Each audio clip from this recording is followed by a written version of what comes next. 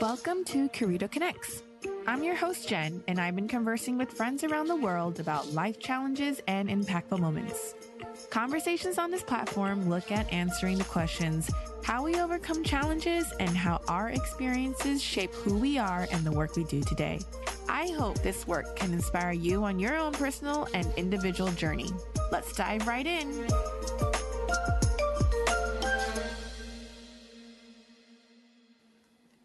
Hello, my guest today is Taiwanese American Jessica Hwang, a purpose coach and host of A Way of Thinking podcast. Hi, Jessica. Hello, Jenn. So, fun fact, Jessica and I were introduced by fellow Curito Connects guest Icy Liu of episode 4. And here we are today connecting for the first time and bringing to you a deep dive conversation on defying convention to create the life you want. From her personal experience of leaving corporate America, calling off an engagement, and being completely burnt out, Jessica will share how this led her to where she is today, offering a space to help other women find their dream.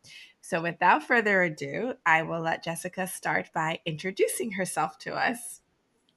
All right. So yes, I'm Jessica Hwang. And so my titles, if we want to talk about that, is purpose coach and a podcast host and a yoga instructor and all these fun things. It's been a journey to having those be kind of my labels, if you will. For me, I guess if I were to go back, my journey kind of starts with growing up in what I would consider kind of like a traditional Asian household. And I think in many ways, I was the kid that was trying to be the good kid, the one that was following all the things that I was supposed to do. And so my life was it started with me going to college, choosing finance as my major. And, I think for many Asians, it's like the typical good careers are you go into finance, you go into law, you become a doctor, there's kind of this like prescription. And so I definitely fell into that and became a finance major and went into working in finance. And I spent most of my 20s kind of doing that, being the good kid, following what society deems as the right path is, right? I had a good stable job. I had a good stable relationship. I was literally doing everything in the way that everyone says you're supposed to do everything. And so I was climbing the corporate ladder. And I got engaged and literally in the same amount of parameter time frame that everyone else was doing it in. It was like all my friends got engaged after this many years. So we got engaged pretty much on the same time frame. Everything was going the way that it was supposed to go. And at the same time, I think this time period was also probably the most anxiety-riddled time period of my life. And so that's my background, is starting in this path where I was really doing the right thing and simultaneously not happy and not feeling like this is actually, it was supposed to feel good, right? You're supposed to do the right thing and then you're supposed to feel good about it. And I was that person that was kind of sitting there being like, is this it? Is this the right thing? So that was a lot of the journey that I would say that my life was through my 20s. And then I hit 30 and it was like my whole life kind of, I don't know, everything started to fall apart in this very proverbial way. My engagement ended. I lost my job. And so all of these things started to kind of like crumble around me. And then I started being like, well, now what?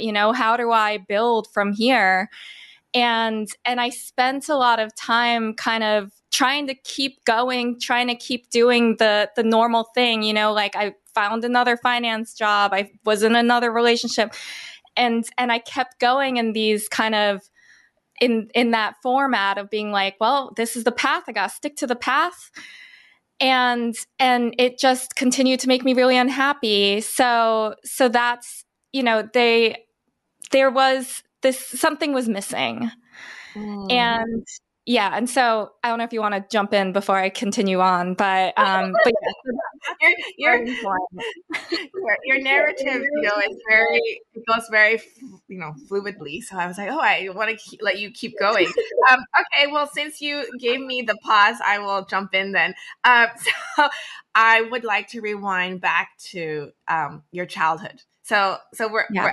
we covered, up to 30s, and then we're now talking. You talked about where things started falling apart, but if we go back to childhood, what I wanted to ask you, and I love that you brought up the quote unquote typical Asian American kind of upbringing, immigrant parents, uh, that, which I think other people who are listening could potentially relate to as well.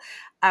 And you mentioned often in your description earlier was the right thing to do. It's like, this is the Mhm. right thing to do, and if you're checking off the boxes of the right thing to do, you should be, getting a gold star at the end of it.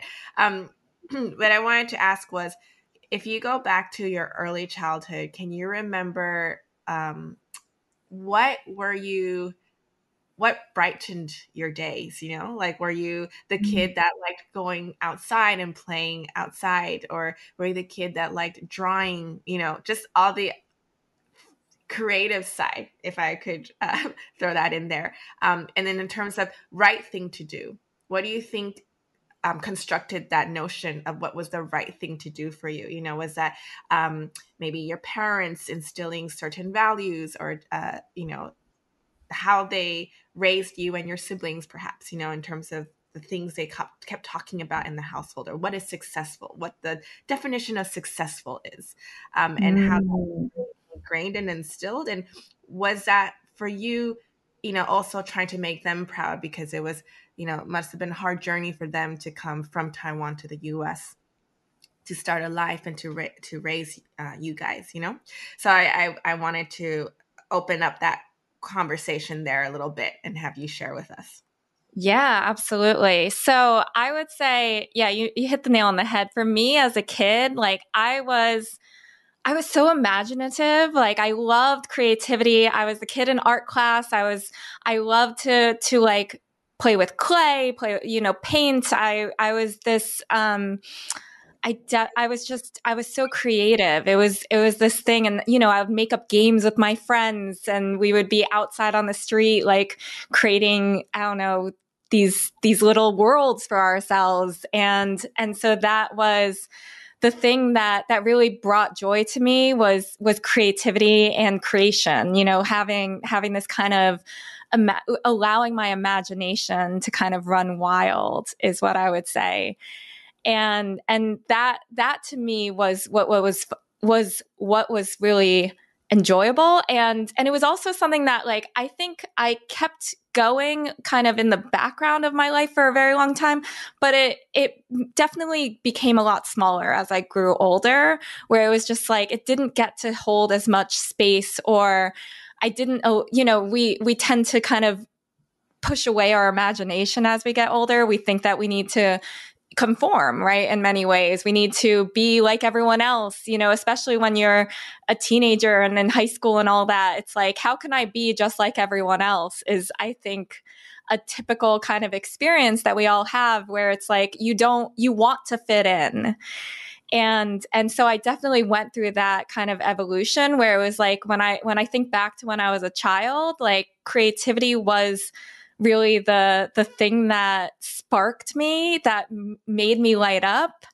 And then I think, that normal process of getting older caused me to kind of contract in that way, and make me feel like, oh, well, I need to be like everyone else. And so, to your next question, this whole thing about what is the right thing to do, and what does successful mean? I love that question. And I will say, I think that there is such a big part of my parents being immigrants that is a huge part of what has formed my impression of what is right. Because I look at my parents and I see them as people who they came to this country, they're in many ways, the work that they had put in was kind of put aside and they had to rebuild from scratch. And my dad had to work in like a convenience store and went back to school to really excel his career again. And my mom was a secretary, and they were so hardworking, and they were the type of people who they built up their careers and they worked really, really hard in one company, and they had like strong, steady careers, and they like toughed it out, and they, that was the ideal that they had kind of modeled to me. And they had already always instilled in me of really prioritizing financial stability and really making sure that you had a good job that could provide a good income and was stable and could support you. So those were things that I think were really values in terms of a career that, as a child. And it's interesting because I think when I was choosing my major, I originally was like, oh, I love music. I want to go like manage music art. Like I had this like wild idea where I want to like manage music artists or something like that. And so I was like, oh, I'll go into management. And then my parents were like, well, you're in business, so why don't you actually go into finance? Because that is a stable and like good job. And so, and I don't know, somehow along those lines, I ended up doing that. And it seemed like a good idea. I was like, yeah, I want to make money. I want a stable career. I want to have all these good things. And so it definitely, that became the definition of successful. And it's interesting because their model of having this good, stable, long-term job is a very hard reality to even have today, even if you are in corporate. I changed jobs several times in my career, and it wasn't like, oh, I just go into this company and I stay here for the rest of my life. Like that already I was not able to uphold. But then, yeah, it's all this kind of unraveling of like, how do we really define successful? How do we really define what is right for us? And it's an interesting, it's definitely a generational difference, but it's also just it's definitely something that I had to kind of grapple with to say like, how do I define success? How do I, what does my career, what should it look like is kind of what I kept asking myself. And so I kept saying it should look this way and I should go in this direction. And that was giving me this kind of that right path that I was trying to fit myself into, this box of saying like, well, here's the parameters of what life should look like, and go. And obviously I grappled with that a lot. It didn't suit me. It didn't suit who I was. Were there times where spending, everyone's very equal. We only have 24 hours in a day. And were there times throughout, pre-30s, right, going on that right path, right, again, that you would still, as the creativity and the imagination slowly, disappeared compared to when you were younger, were there still times where you would do certain things like activities with friends or travel that, that feeling would come back a little bit where you're just like, this is what I love, that would remind you a little bit of like, actually, but I prefer to do this, and you would question it a little bit. Yeah, absolutely. I always had creative hobbies going on in the background. And so I loved doing photography. I still was doing art forms in some degree in the background, but I always brushed them off as like, these are just my hobbies. And this is just the thing I do when I can squeeze in the time. And yes, I'm a huge traveler. I love traveling, like those kind of paired together where I loved photography and I loved traveling and then taking photos while I was traveling. So absolutely, like those things were still going on in the background. And it's interesting because when I look at my career, it's like there were times in my career where I actually really enjoyed what I was doing because those jobs were actually more creative. Like they Mm. had like an element of creativity in them that kind of kept me going. And, but then I would end up like taking a different job and they would have less of that. And then I'd be like, oh, like it would, you know, it kind of not, I would lose that bit of enthusiasm because I would not have that element there anymore. And yeah, and so, but the thing that I would say is, yeah, there was this undercurrent, right? Like I don't think I completely shut the door on creativity altogether, but I definitely like pushed it down, like I suppressed it, right? Like it became it took up such a small amount of my life You almost compared. locked it in a you almost locked it in a treasure chest. Somewhere, Yes. somewhere below. Exactly. And you know, it's interesting because I think about how most of our day or a lot of our day is spent in our jobs. And so it's like the things that I loved about myself and that I loved doing, they were only allowed to take up these little bite-sized spaces. It's like Mm-hmm. they had to squeeze into these slivers of time outside of my job, outside of these times when I felt like I needed to show up as a certain type of person, be that good employee, be that, you know, fit into that box. And meanwhile it was, and I think this is so, to go back to my arc of like how I got here, is that you know, I was working in these jobs, and yeah, there was this kind of this feeling, this dissatisfaction where I was like, I feel unfulfilled, but it's not just that I feel unfulfilled. It's that I feel like there's these like very important and meaningful parts of myself that I'm not able to express or that like I'm not tapping into in my work. And I feel like that there's this disservice to me around that where I was like, there's these strengths of mine. So one of my strengths is exactly what we're doing. Like I love having deep, meaningful conversations with people. I love building relationships with people. I think that people is like, I don't know, there's something about it. And it's interesting because I didn't mention this before. I was a psychology minor. So Mm-hmm. it was like all these pieces of like who I really am and what I really love were made small, right? They were made they were there, but they were almost like on the edges of my life where the main thing that I was projecting was I am Jessica, I'm good at numbers, I have a good steady career, you know, like all these things that were good on paper were the things that I let take up most of the space in my life.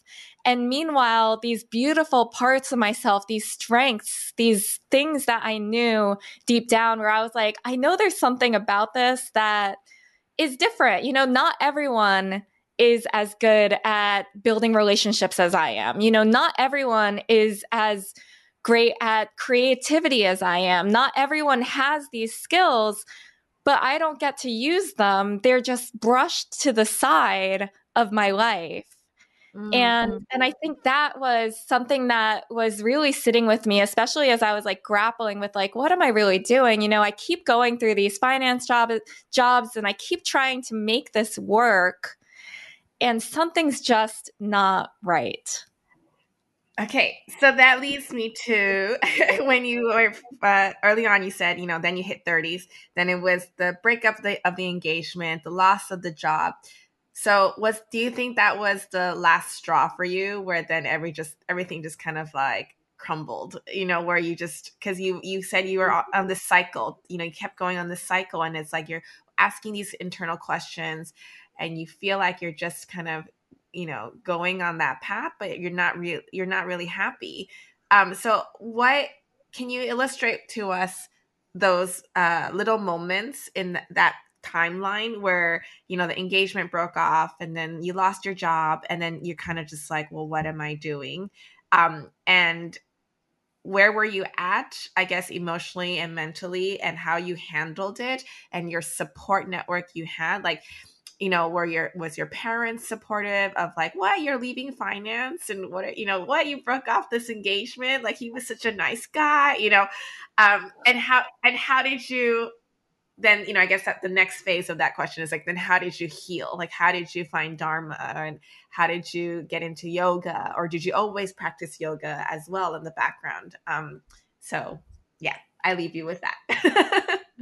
So it's interesting because I would like to say that that moment in time was it, but it wasn't. I kept going. I kept trying to make finance work. I kept, it took me a little bit longer before I actually made the whole switch. So it's interesting because it's like I hit 30. I was like, I woke up a little bit, but I didn't wake up enough, if you will. And, and it's funny because there's some times where I look back and I'm like, oh, that could have been it, but it wasn't. And I think about, why is that, right? Because it's not that easy to make a big change. So for me, it was like, at one point I was like, oh, maybe I'll move into marketing. Like maybe I'll, that's a little more creative, like I was trying all these different things where I was like, oh, in this case, what I did was I was like, let me try a smaller company. Maybe I can get, expand and like try all different things in this different type of job. I kept trying to make smaller adjustments for a long time. And I found that just wasn't serving me. But I feel like I had to go through that process to really prove to myself that this wasn't in fact going to work. And, because to me, it's like, I didn't take these big changes lightly. And it took me a while to get there. So for me, what happened was to paint a picture, yeah. So I lost my job at that point, and then I took another finance job, and then I got a coach, and that coach made me realize like maybe there's life beyond what you're doing, and it like planted a little seed in my head. But even then, I still didn't move. Like I was so determined to stick it out. It's so funny because I think of resilience as such a good quality, but I also think it's a double-edged sword, where for me, it was like my deep-seated resilience of being like, I am going to stick it out. Like that was something I think, to what we were talking about earlier of my parents being the type where it was like they had these 25, 30-year long careers and they stuck it out. And so that was what was modeled for me. And so I think that I was trying to do that. I was like, this is supposed to be it. I'm going to make it work, come hell or high water. I'm going to make it work, and I'm going to just like modify things, and somehow it's going to work itself out. And then it didn't. And so, I started to open up after going through this, having a coach. And then from there, what happened was I burned out in my job. And that was actually what woke me up. So it was really for me personally, and I do not wish this on anyone. I had to get to like the worst, like bottom. I had to hit rock bottom in order to make myself move. And it's, it's interesting to think about, because it's like, I was always such like a deeply introspective, like I've always been interested in personal development. I like to like challenge myself in all these ways. But I was sticking to my guns so hard of trying to make it work. And I had to like literally hit burnout, literally be like, I'm crashing and burning, very literally, to actually force myself to make a change and be like, well, what else is out there? How do I actually go in a different direction? And for me, it was like, I had physical ramifications. Like I had this like horrible rash and it wouldn't go away for 3 months. And I was like, this is my health that is like coming into play. Like I'm physically unwell. Like I can't sleep. I can't enjoy anything. Like that's, to me, burnout just sucks the life out of everything. And I had to get to that place before I actually decided to leave. And to your question around support, I would say it's interesting because I love my parents so much, and they were trying so hard to support me. And I find it interesting because my parents are very different people. And, and I have one parent who like really is, both of them want the best for me. But I have one parent who really fought me a little bit. He was, my one parent was like, stick to it, wanted that security so badly for me. And then I had my other parent being like, you're so miserable, like get out of there, And so it was interesting, like kind of going through it. But beyond my parents, I had a lot of wonderful friends. I had like the support of my former coach. I had my therapist. Like I have a big support network. And I think that has been a huge part of how I've done what I've done and completely switched gears in my life. And that is so important to me. And you were asking me about Dharma. And yeah, my yoga, I think yoga was a huge part of this journey too, where, so yoga came to me, actually, my mom took me to my first yoga class when I was 16 years old. And I'm very, very lucky for that because I had yoga in my life, through all this, but yoga also kind of took this it was something I did as like, mostly for exercise and also because I felt good after, I felt that kind of peace that you get on the mat after a class where I was like, oh, I just feel so in tune, in touch with myself when I practice. And so I always showed up in my practice and it was something that was really important to me.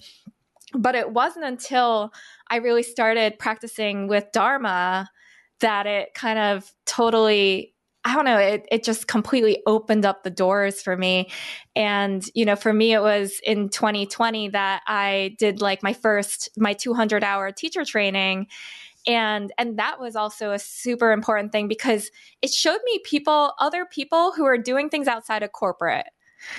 Because if you think, we tend to surround ourselves with people who are doing kind of the same thing as us, right? Like it's natural that's our environment. So by and large, all the people around me were people who also worked steady corporate jobs. And so it was interesting when I started going down the path of, being around all these yogis and all the people that were in my training, and they had all these vibrant careers and they were doing all these different things. And I was like, I don't understand. Like you can be successful in that. Like it wasn't even an option to me. And so I think that was also a big component of what started making me have this curiosity of going, oh, there's a life outside of what I've been doing and what I've been told is good and right. And so that also was a huge part, a huge factor in getting me to move beyond what I was doing. And so from there, it was, I burned out of my job. When I was burned out, I was actually still trying to find another finance job. I was still, and I was like, that's why I was like, I left no stone unturned, I feel like, in this journey where it was like, I tried to find another finance job. I tried to change internally within my company. I tried everything and nothing was working. And I feel like that was kind of like, to me, it's the workings of what I don't know. It felt like something outside of was saying, this isn't it for you, Jessica. Like, stop trying to make this work. It felt like that, where I was trying so hard to make it work. And it just felt like I was hitting doors. I was slamming into doors in every direction. And I finally had to come to terms with the fact that like, this wasn't it. And I had to, and I mentioned all these horrible burnout symptoms I was having. And I took a deep, hard look at myself and I said, guess what? You need to make a change. Like you can't keep doing this to yourself. It's hurting you. It's clearly not working. And I made this, what I felt like was such a crazy decision. And I quit my job.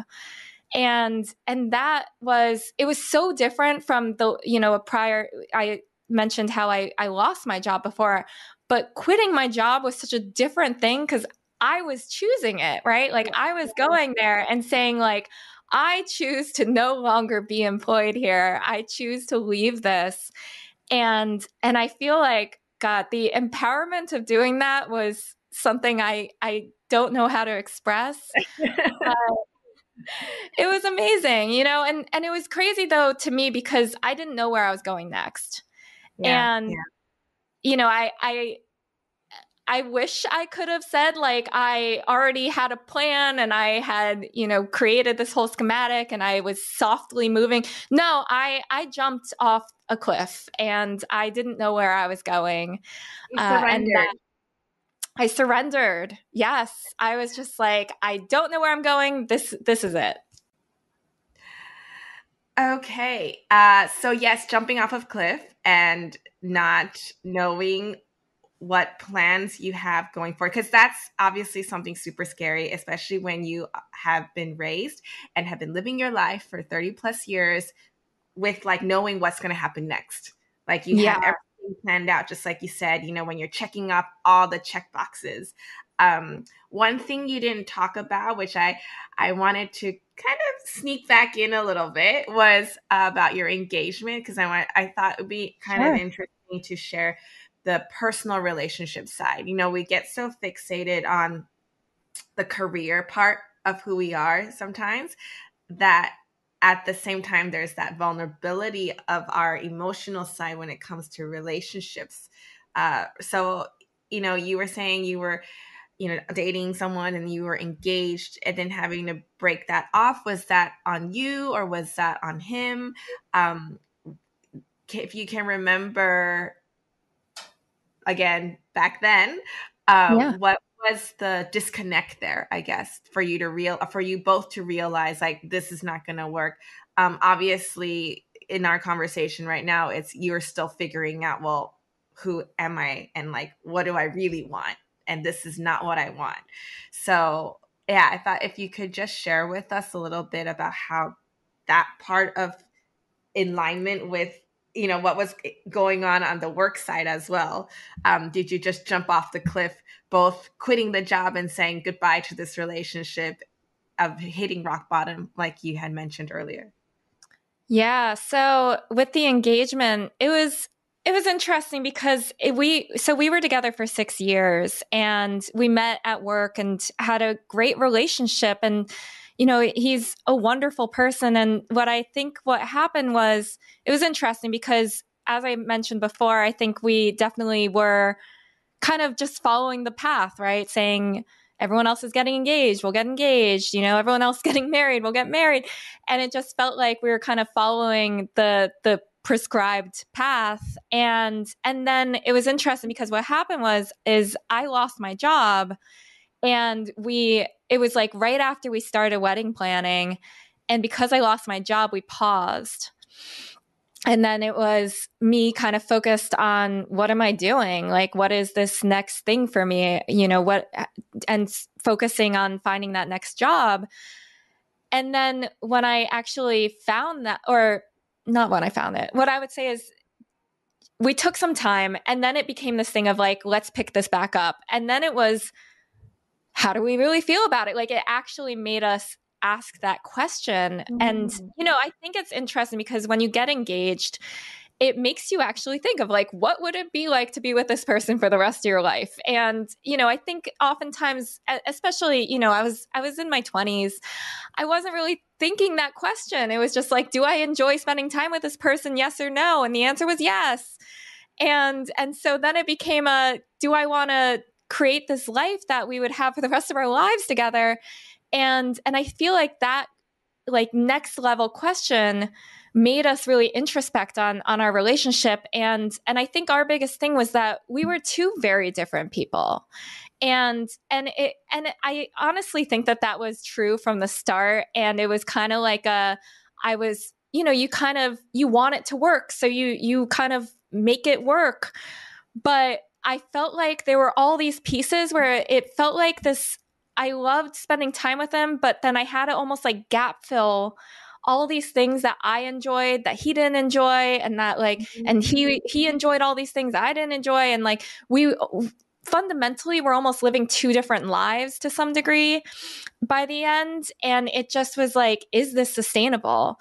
And a big thing was that we were being almost pulled in two different directions, where like I really want to be in New York City and he really, really didn't want to be in New York City. And so there were all these just elements, like fundamental things that we just were not aligned on.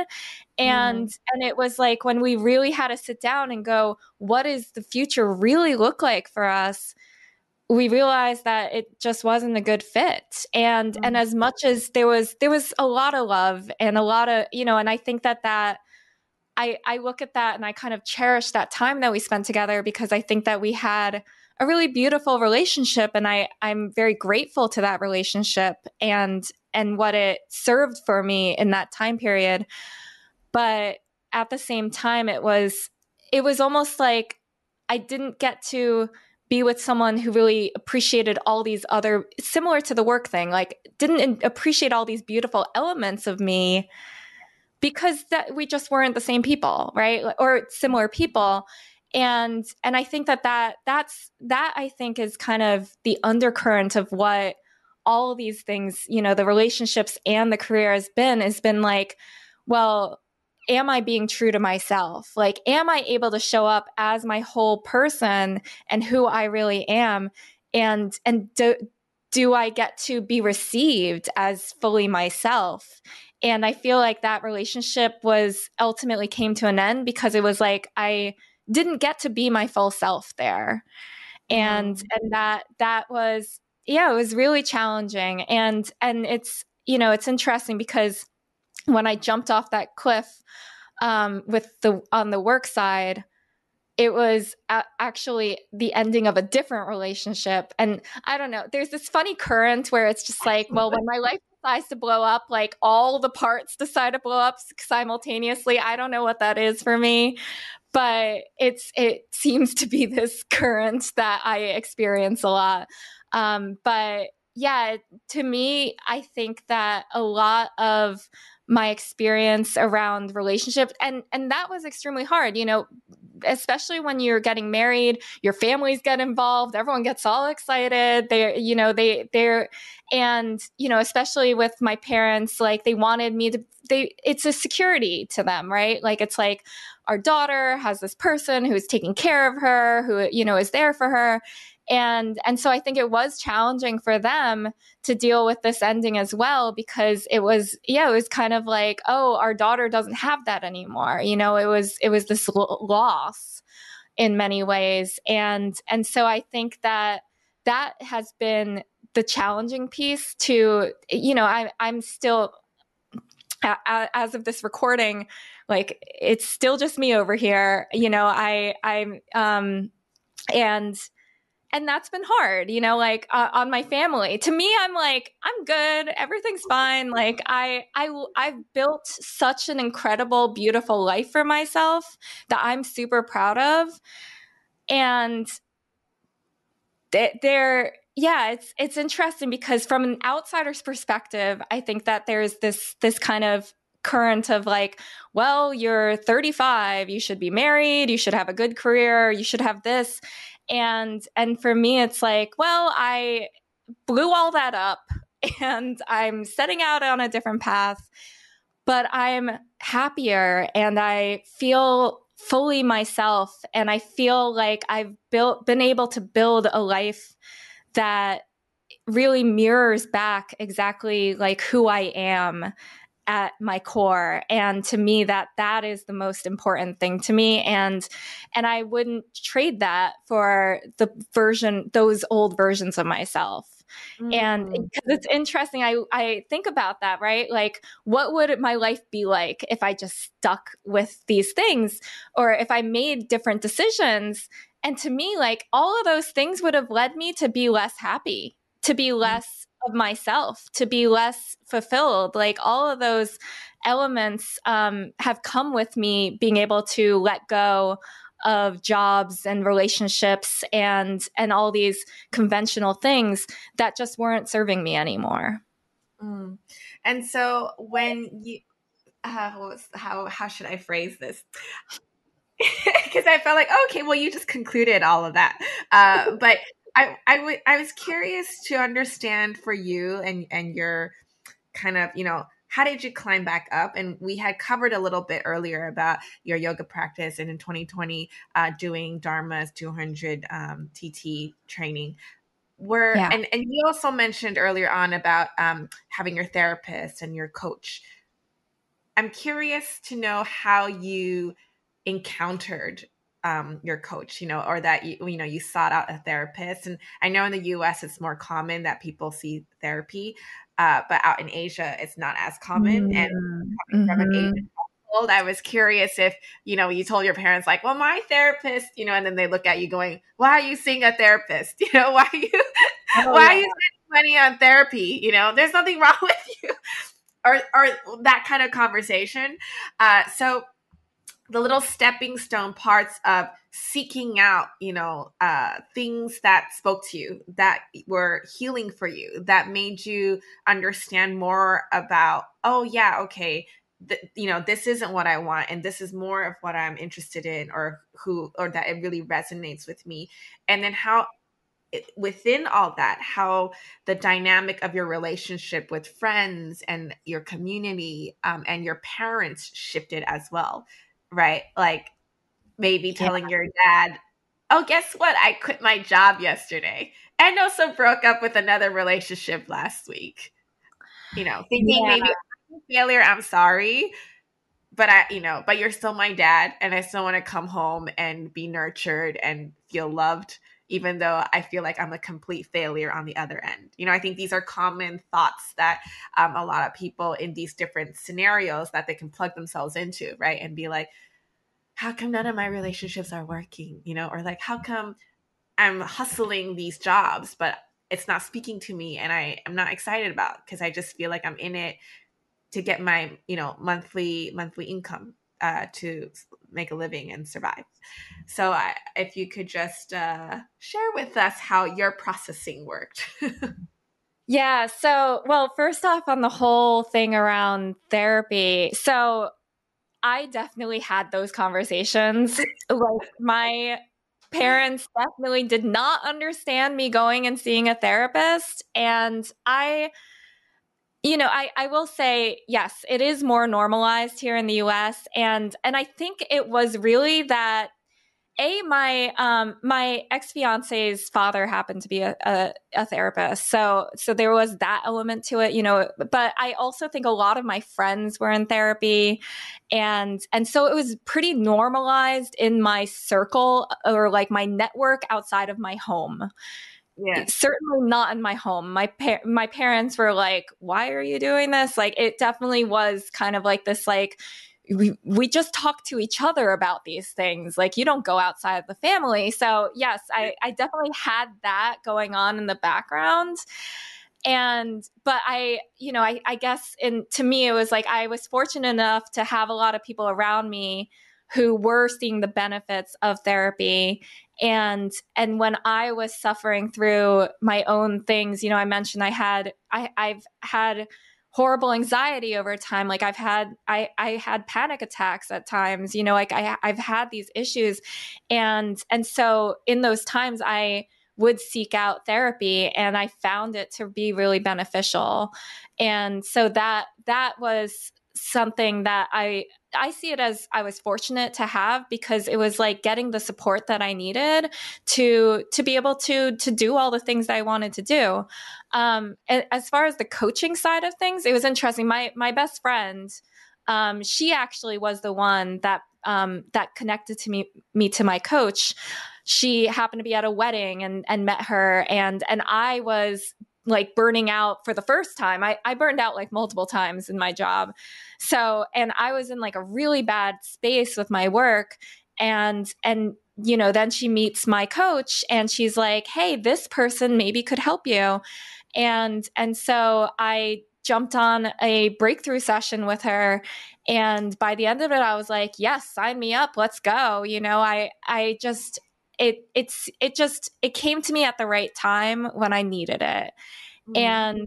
And Patty, her name is, she's now like a very dear friend to me. And honestly, I feel like I follow in her footsteps sometimes, right? Or we trade off now. Like, it's funny because she and I tend to, she's also a Dharma yogi. And so we kind of like trade off in terms of trainings and stuff like that. And she's like a very dear friend of mine now. But I think it was, it was definitely different, right? It was not like getting all this support was definitely not something that was modeled to me at all. My parents definitely were not people that went to therapy or anything like that. But yeah, I had the benefit of having a support network of friends who really wanted to help me. And so that I think that gave me a lot of the confidence that allowed me to do a lot of the, of not having necessarily my parents be totally on board. But if I'm also a little bit, I like to think that I challenge my parents a lot. Like I know they love me, but I am the kid that would not, I've never been good at holding to convention, to be honest. Like, I feel like I was always a little bit going off the beaten path, and before it was in little ways, now it's in like much bigger ways. But they've had to grapple with this for a while with me, I think. And I think it's been challenging. My parents, as I said, they really want what's best for me, but it was really hard for them. And I think that it was them looking and going, we want you to be successful, we want you to be secure, and you're making all these decisions that seem to go against that. And I think that for me, it's like I had to have the confidence in myself and the belief in myself, and build a support network outside of my parents to be able to say, like, I'm going to be okay. Mm-hmm. And so that, I think, has been really important, because even when, now it's like, now my parents are more on board because they, I've come a long way, like I'm not at that jumping off point. That first jumping off point was very difficult. It was not easy. And at first I thought I was going back into finance, or I thought I was going into financial advising, and that was something still like, close enough and in the finance realm and seemed secure, and and still could kind of tick a box. And then when I decided, no, I'm not doing any of that, and I'm going to become a life coach, and I'm going to start a podcast, and I'm going like completely like 180 from the life I was living, like that was hard. It was not something that they were expecting. And and it's funny because my brother, I like to think of, like, I'm thankful for my brother because he does have, like, he's married, he has 2 kids, he has a good stable job, and I'm like, thank God for that, because like he gets to be the good kid that is doing the things, and then I kind of run amok. So but yeah, to answer your question, I think that it is hard, because there was a time where I had to take certain conversations like off the table with my parents. And that was something I had to do to kind of protect myself, to be like, I'm doing this whether or not you are completely on board with the fact that I'm doing this. And, and especially with the relationships, I think that there were times where it was like, I don't want to talk to you about any of this because I know your opinion. I don't agree with your opinion. And I love you, and I don't want to, completely disconnect, but I need to hold space for myself and hold boundaries for myself to be able to continue this relationship with you. And, and hopefully this will end, and hopefully we'll get back to a place where we can talk about things again. And we did, thankfully. But for me, it was like, I had to create space for myself, because especially at the forefront in that really tumultuous time, it was like, there were times where I was like, I can't talk to you about this because you just don't understand. Mm-hmm. And I have to be okay with you not understanding. And that's really hard. Like we want our parents to support what we're doing. We want their approval, right? Like who doesn't want their parents' approval? Like that is such like a deep human need, right? Like that's why all this stuff happens, right? It's like, I just want you to approve of me. I just want to like do right by you. And I had to take a step back and be like, and really choose myself. And I think that was a big part of that journey, especially like that's where I was talking about the quitting my job and being like, wow, that empowered me. But it was really all of that, like all the stuff that was going on was because I was choosing myself in a way that I don't think I had ever really done before. I was just kind of like, I was letting life kind of pull me in all these directions because it just felt like the right thing to do. And this was me putting down a like drawing a line in the sand and saying, no, like I choose me. I choose myself. I choose the fact that like I matter, what I want matters, what brings me happiness and fulfillment and joy, like that matters. And so it was creating kind of the space for that for that to really take up the space and really supporting that. Yeah. I like the last few minutes where you were talking about that, because it's so crucial, I think, for when a lot of people are trying to go through that transition of making that choice, or like you said, jumping off that cliff, to learn to create the space and boundaries that you need, because only you can do that, right? Yeah.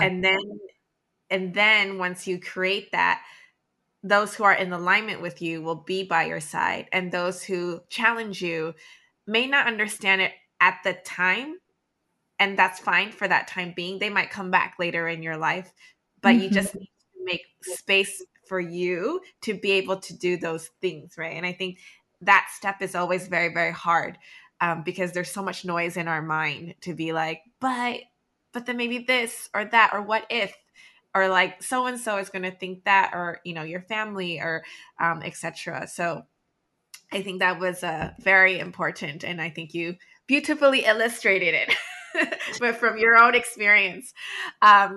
So, gosh, we could keep going. You're right.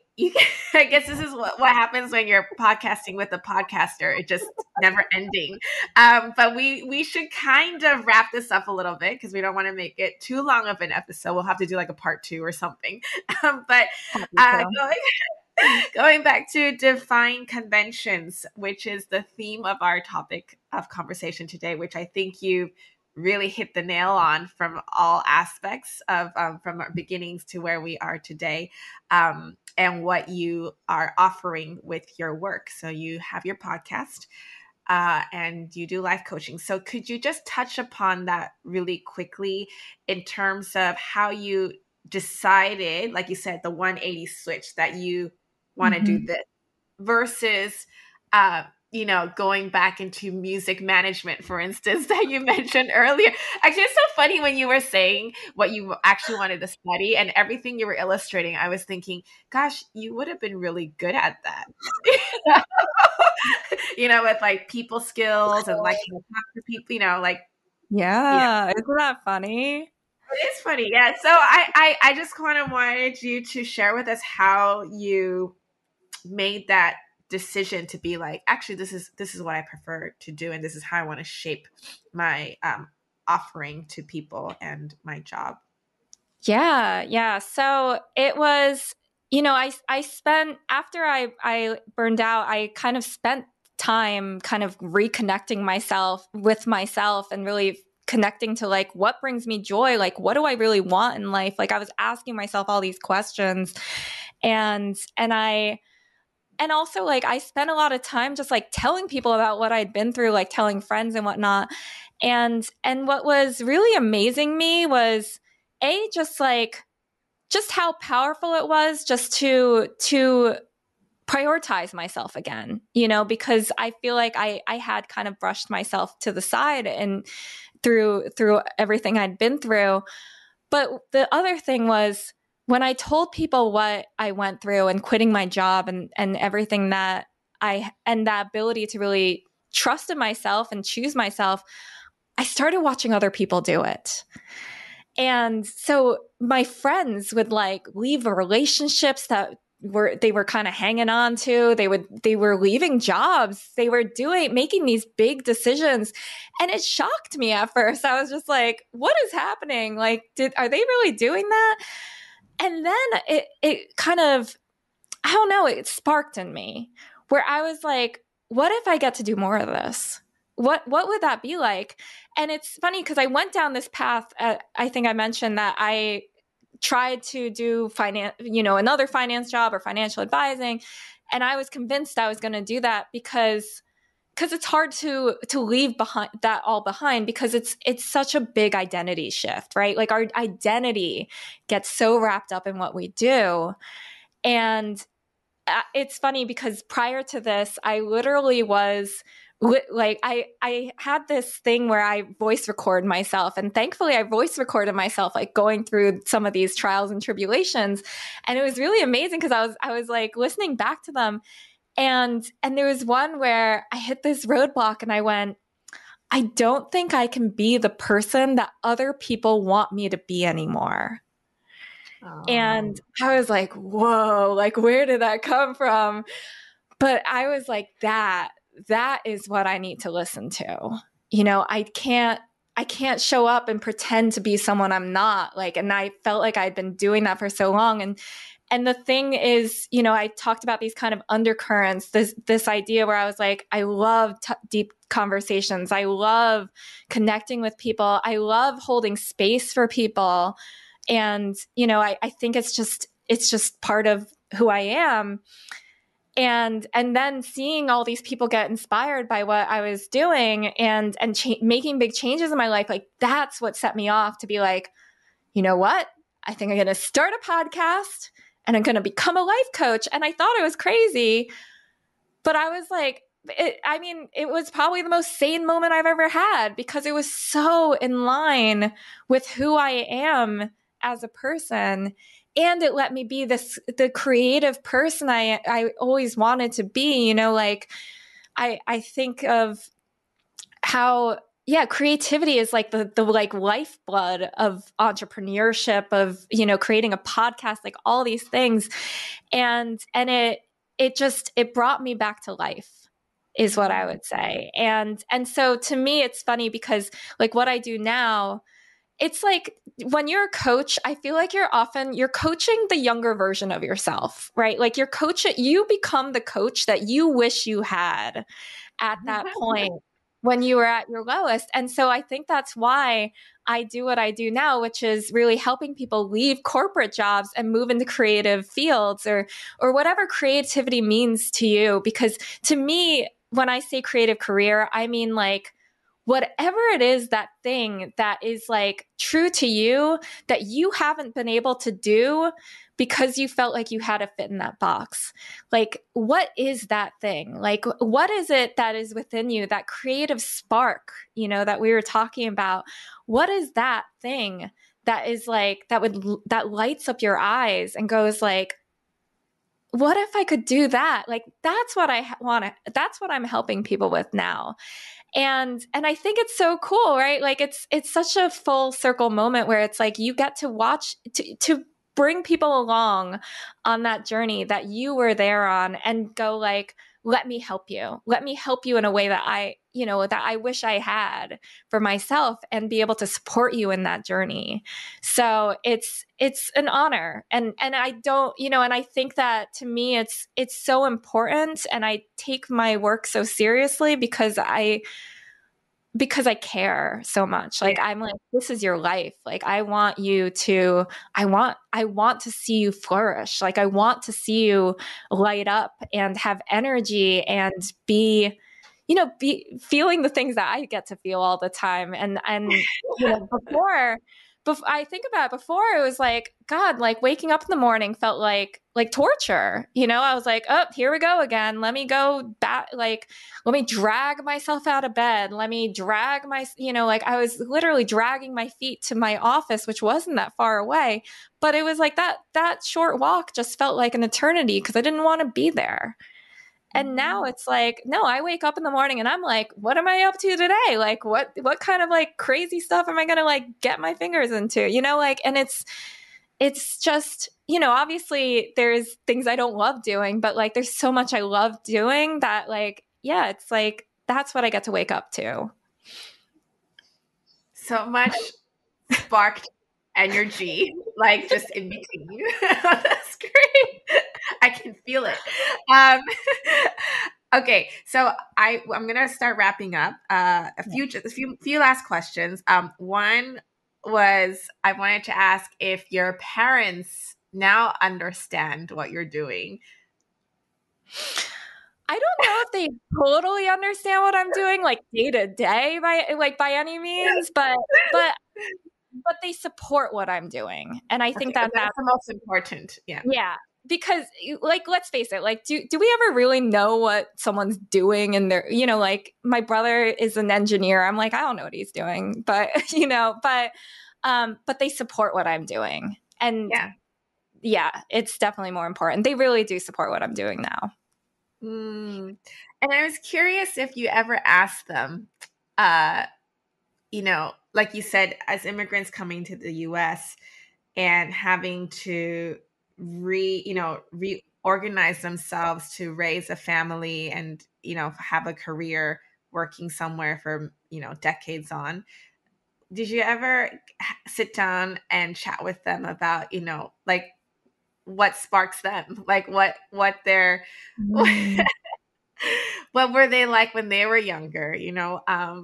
If they didn't have to, if they could choose and not have to, restudy or, work certain jobs that they did, if they could choose, what they would want to do. I don't know if you ever had that conversation with them, but I thought that would be kind of fun to ask, especially I think nowadays as our parents get older and a lot of them are living longer lives, they kind of have like a second, third wave of identity, Yeah. So I just find that very interesting to observe.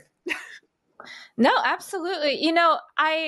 Well, now I'm going to have that conversation, that exact conversation with them. I will say it's interesting because I've had this thought of bringing my mom onto my podcast because I wanted to get her. Have I? You have had your mom on it? No, I've told her several times. I'm like, oh, maybe we should do one together. Yeah, absolutely. Absolutely.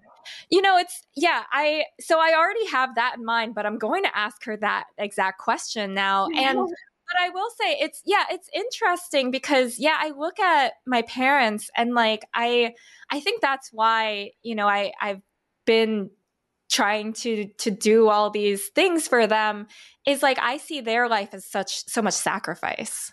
Right? Like so much sacrifice of moving to this country, of taking care of me and my brother and all of that. And I respect them so much for doing that and for providing this incredible foundation that my brother and I have been able to build upon.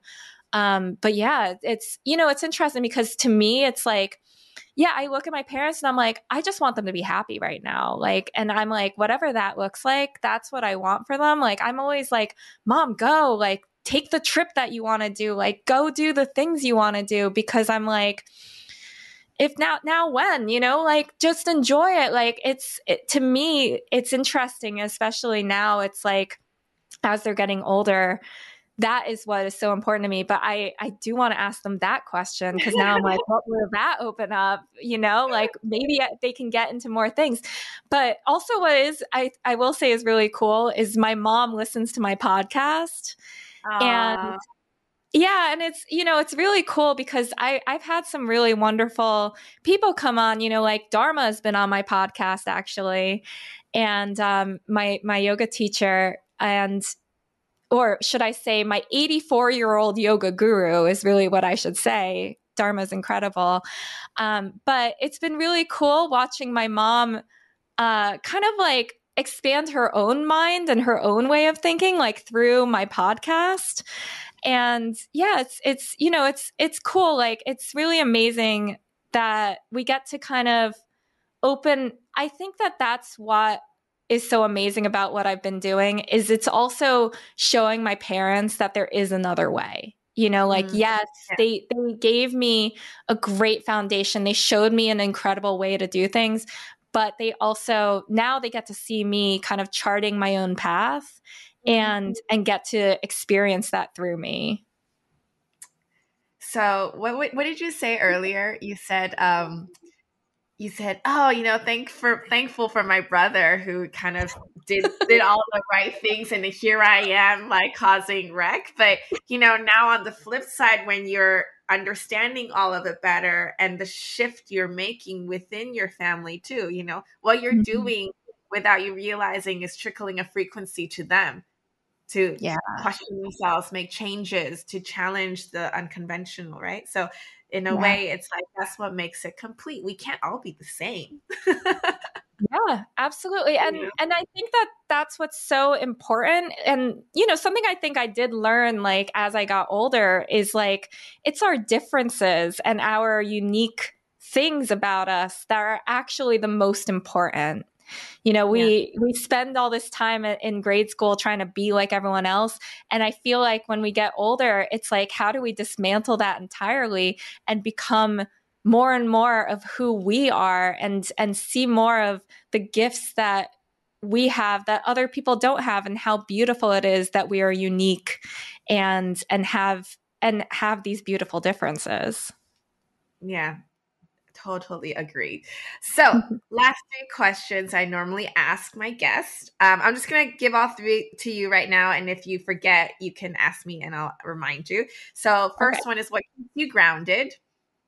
Second one is what would you tell your younger self that you know now? I guess this one's easy for you because it's like your life coaching tips. But so, either what would you tell your younger self or what 2 cents would you give to listeners who are listening to your story and resonate with you? Any tips or advice? And then lastly, what books or resources that over the years have really helped you that you would recommend to others? So like I guess like your clients, for instance, and you'd be like, oh, definitely read these 3 books or jump on my podcast or these other podcasts. Or if they're interested in yoga, you could be like, if you're in New York, drop into Dharma's class, highly recommend, something like that. Like whatever worked for you that you would offer to others. So, Okay. Wait, so the first question, was what keeps me grounded? Was that the first question? yeah. Okay. So what keeps me grounded is my practice, is my yoga practice. And when I say that, so I it's so funny. I'll make this quick. Is that I used to wake up like literally like as late as humanly possible to get to my office, right? And it's funny to me because I wake up so much earlier now. I wake up at 6:30 in the morning because I take the time in the morning as my time for my practice and to ground myself. So I journal, I do pranayama, breathing exercises, meditation, and I do some yoga asana practice in the morning. And to me, that is it's me setting myself up for myself, right? Like it's like I hold that time as sacred. And then on top of that, I go and practice with Dharma, like my yoga practice and all of that is what grounds me. Like that is how I do all the things I do. It's really my foundation. And so my yoga practice is the most important thing to me in terms of like doing everything else I do. So that's definitely what grounds me, and journaling and like just that time to myself. Like it's funny because I think of myself as like an extroverted introvert or an introverted extrovert. I kind of have both, but I need time to like connect to myself, and I think that that's what my mornings are about, is like me allowing space for myself to connect to myself, to connect to something higher, to connect to all of that, and that is my foundation. So that would be the first thing. Okay, second question was what would be my advice to my younger self? So this one's interesting. I to me, I would tell myself to just keep going. And I say that because I've had this question of like, would you change things? Would I try and guide myself in a different direction? Would I try and make less mistakes or something? And honestly, my answer is no, because I had to go through all the trials and tribulations that I went through to get to where I am now. And so if anything, I would tell my younger self, like, make mistakes. Like, I would be like, it's okay, like you're going to be okay, and make the mistakes, like do the things, and like just keep going, because I wouldn't change a thing. Okay. Next one is, what is my 2 cents, my advice to someone that's in my shoes? Build a good support network. Find people, coaches, if you're open to therapy, great, you don't have to be, but, or friends or whoever, find people that can support you. Because we're not meant to go through this journey alone. And something that really sticks with me is this idea of like, if you want to go fast, you go alone. If you want to go far, you go together. And to me, it's like the only reason that I've been able to stick out this path and be able to defy conventions and change my life in all these big ways is because I had incredible support around me. And that's why I'm a coach, to provide that support to others, because I think it's how we make real change happen, because you're going to get stuck. You're going to have these moments of doubt. You're going to be like, oh no, what have I done? Like that certainly has come into my head. But I had people who said, no, keep going. You're in the right direction. Like they rally behind me. They get me out of those stuck places and help me keep going. And yeah, so that to me has been critical. Let's see, is there anything else I want to say in terms of advice? Choose yourself. Choose yourself. No one else is going to be there and choose it for you. Like no one can do that for you. Like you have to choose yourself. And I think it's like we get stuck into these spaces where, we don't want to show our whole self. Like we're afraid of what people are going to think. We're so afraid of judgment of other people.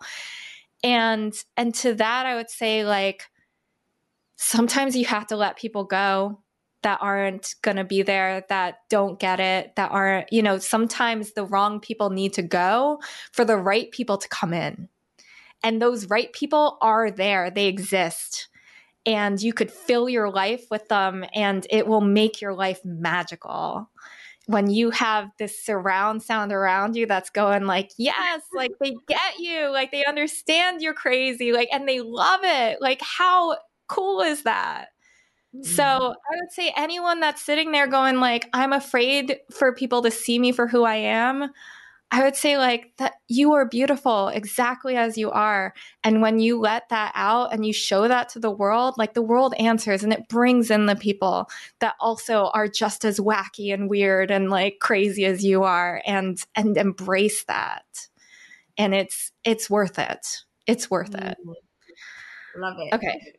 Last one. Okay. So recos. Looking at my bookshelf.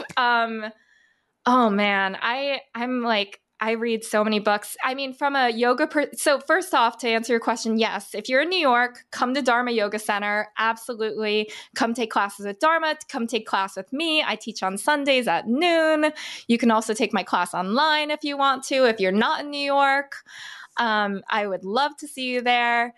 And so yes, that first and foremost. But as far as yoga is concerned, I would definitely say like fundamental books are like the Bhagavad Gita, the Dhammapada, the Yoga Sutras are like three of the main books that I would say like to start that, or I don't know if start is necessarily, they're deep books, but those are kind of like foundational books to me for yoga. But for everything that we've been talking about, I'm like, what are the books that have really been, man, I read so many books, and it's funny because I have this habit of reading like multiple books simultaneously. So I'm like, wait, what books have I been reading? I'm going to literally pull up my book list. Here. Okay. It can also just be classic ones that you've read, a decade ago that you just, it doesn't have to be current readings. I do have some really good ones. So if you feel like your life is completely falling apart, go and read When Things Fall Apart by Pema Chodron. That book was monumental for me when I was falling apart. I loved it so much. One of my favorite books is Clarity and Connection, or anything by Young Pueblo. I love his work. The way that he writes things, I don't know, it touches my heart. Like I just love everything he does. So I highly recommend his stuff. One of my favorite books in terms of like love is called The Mastery of Love. It's on my shelf. Don Miguel Ruiz. And I don't know, that one to me really helped me navigate understanding self-love and just love in and of itself. Like that book was really powerful to me. And yeah, is there anything else? I'm going to leave it at that. Yeah, I was going to say those are really good. I'm like I love reading. Like I have like stacks of books everywhere. So I was like, but yes, let's go with those. Like especially all of Pema Chodron's books. I like always have a Pema Chodron book in rotation. Her words are so comforting, like especially in terms of, when things fall apart or like when you're dealing with uncertainty, like there's something about it that just makes you feel like everything's going to be okay. Yeah. And I feel like that was really helpful for me through like a lot of all this chaos. Beautiful. Okay. Well, gosh, I think we have to wrap up here. I am so honored that you accepted this invitation to converse and that you allowed me to hold space for you this time around. And I wanted to ask if you wanted to leave us with anything else you want to add to the conversation before we sign off and say farewell. And then, of course, I will put all the resources linked below so people can follow you on social media, take your online classes, or see you in person in New York, the books you recommended, and you can offer free strategy consultation as well. So I will put all of that information out there. So is there anything else you would like to add? Yeah. So just to that, so I offer a free strategy session if you are someone that is going, oh my God, like I can't take being in corporate anymore. And I so want to connect to what it is that I really want, that creative, purpose-driven career that really speaks to you. I would be really honored to help you with that. So, you can go to my website and the link will be there to book a free strategy session with me. But yeah, I mean, I just want to say thank you so much for having me on your show. And I said before, like, I'm not used to being on the other side of the table. I'm used to being the interviewer. And I so appreciate you holding the space for me. And it's been so lovely. And I know we went way over because I am, as I said, I can talk for a very long time, but it was such an honor and a privilege to have this conversation with you. Yeah, likewise. So thank you so much. Thank you. That's all we have time for today. Thank you for listening to Curito Connects. For more Connects content, collaborations, and discoveries set to inspire you on your own individual journey, please head to our website at www.curito.co. Until next time, stay inspired and thank you for joining us at Curito Connects.